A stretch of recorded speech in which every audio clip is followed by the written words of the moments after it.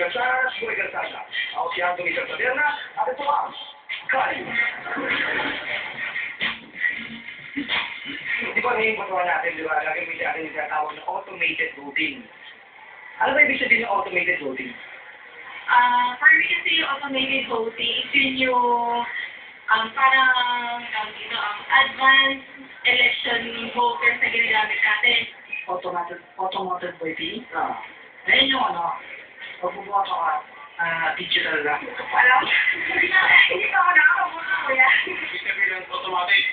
Kasi dati, bibilangin pa eh. Kaya hindi lang, mabibilang na usap.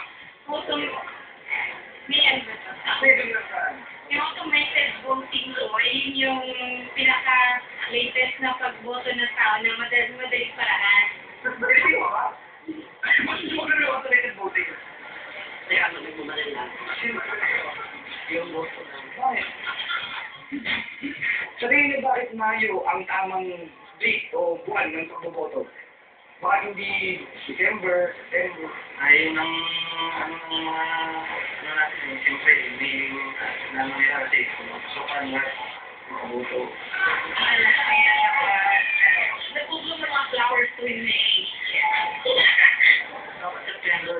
Kasi, Birthday ko. December di magboboto. Fairness ko. Siyempre, December bakit? para pag paano pa January, may bagong presidente na. Ang year po kami sa nila eh. Para matapos na ako, kapag ibig na kayo. Saka tumiibot eh. Ito ako mga kaya.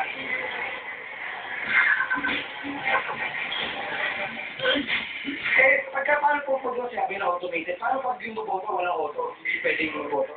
Pwede pa rin kasi pwede siya manghiram ng voto. So, hiraman. Hiraman na lang. Hiraman na lang. Paano makaboto? Paano pag wala akong auto? Hindi ako pwedeng bumoto. Eh, syempre hindi. Eh, kailangan akong tutuloy siya. So, pag wala akong auto, sakyan, hindi pwedeng bumoto. Pwede din naman. Pwede din naman. Pwede naman po kahit sa gas minute. Kailangan ng karis. Hindi ka pwede bumoto.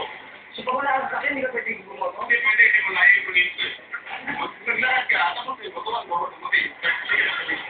Ano ba yung ka? Counted yun? Parang hindi ka sana. Ay, hindi ka dali. Doon, para sa akin. Kasi, Para sa akin lang,